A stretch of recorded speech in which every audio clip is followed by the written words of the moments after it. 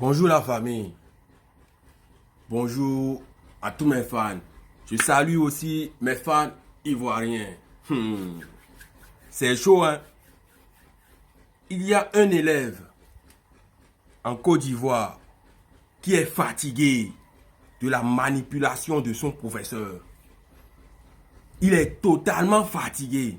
Donc du coup, il a décidé d'envoyer une lettre à son professeur de mathématiques.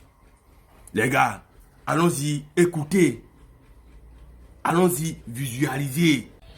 Eh, regarde-moi celui-là. Au lieu de traiter les exercices comme les autres, lui il me met la lettre dans la copie. Qu'est-ce qu'il veut dire par là? Je n'ai pas traité les exercices. Je n'ai pas aussi écrit mon nom sur la copie. Mais je vais te dire la vérité. Car la Bible dit que la vérité libère. Bonjour, monsieur Edgar. S'il te plaît, monsieur, tu penses que les maths, c'est quoi? Chaque matin, tu es là à faire peur aux élèves. Le suivant au tableau. Donne la craie à celui qui est à côté de toi. Tu m'as humilié devant ma copine. Heureusement que l'enfant d'autrui m'avait aimé d'un amour sincère, malgré mon idiotie. Sinon, elle allait demander le divorce en pleine année scolaire.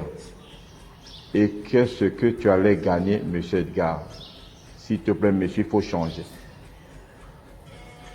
Chaque matin, avant de venir à l'école, je vais toujours au culte matinal pour me couvrir du sang de Jésus afin d'être invisible aux attaques des enseignants. Mais toi, monsieur Edgar, c'est toujours toi. Tu parviens toujours à me repérer au fond de la salle et à m'envoyer au tableau. Et pourtant, je t'avais dit que dans ma famille, les gens meurent au tableau. Ça, ce n'est pas bien, monsieur Edgar. Il faut changer. À ton âge, tu continues de résoudre les exercices comme un gamin. Les papas des autres dorment à 21 heures et ont beaucoup d'argent. Mais toi, tu restes au salon toute la nuit à mettre les pièges dans les exercices pour faire tomber les enfants des autres.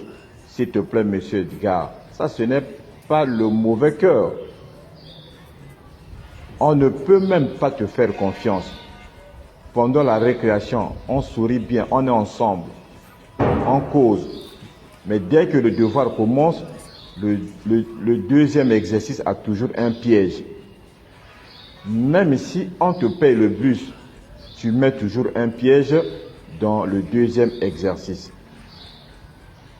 Les papas qui ont beaucoup d'argent vont prendre leur petit déjeuner en ville.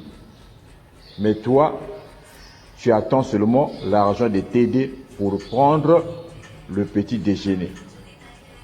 Et quand tu finis le TD, tu passes de table en table pour ramasser les 100 francs chez les élèves, comme un contrôleur de Quaster. Et si l'élève n'a pas 100 francs, tu ravis son cahier.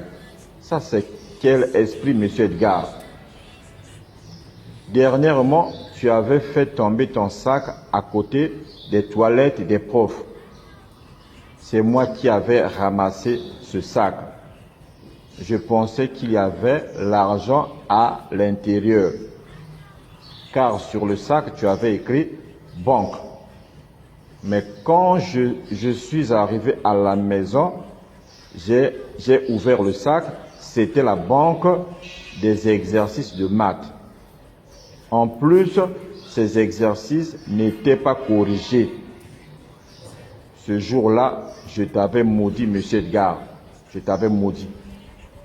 Excuse-moi, parce que j'avais brûlé ton sac aussi. La plus grosse enveloppe qui était dans le sac contenait le cours intitulé « Construction point par point du centre d'une similitude plane indirecte. Monsieur Edgar, mais un jour un enfant risquera de te frapper point par point. Tu n'es pas gentil, monsieur Edgar. Tu nous amènes toujours au TD chaque samedi, avec tes exercices qui commencent toujours par supposant que.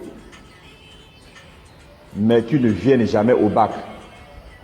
Ça, c'est quel esprit, monsieur Edgar? Tu écris TD à 8 heures. Entre parenthèses, ne manquez pas. En cas de pluie, venez après la pluie. Nous faisons un effort de venir, mais les exercices ne viennent jamais au bac. Tous les jours, tu nous rappelles, j'ai enseigné le ministre un tel, j'ai enseigné le député un tel. Tu connais comment on fabrique les ministres et les députés, mais tu es toujours là, tu n'as pas l'argent comme les autres. Les autres manipulent l'argent, toi tu manipules les compas, les règles et les équerres. Même les petits que tu as enseignés sont maintenant au 8e échelon. Tu as seulement les 3 échelons qu'on t'avait donnés par pitié. Tu es là à faire chaque exercice avec 4 méthodes au lieu d'aller suivre ta situation aux finances. Non, monsieur Edgar, tu es devenu une malchance pour moi. Surtout avec tes exercices où on tire des boules invisibles dans des sacs invisibles. Il faut changer, monsieur Edgar. Tu n'es pas rabbi. Il faut changer. N'importe quoi. Je vais te donner un 0 héréditaire. Même tes descendants qui ne sont pas encore nés ont déjà 0. Voilà la fin de cette vidéo. Si tu as aimé, likez, partagez et commentez. Et le plus, abonnez-vous pour plus de nouveautés. Ciao. Peace out.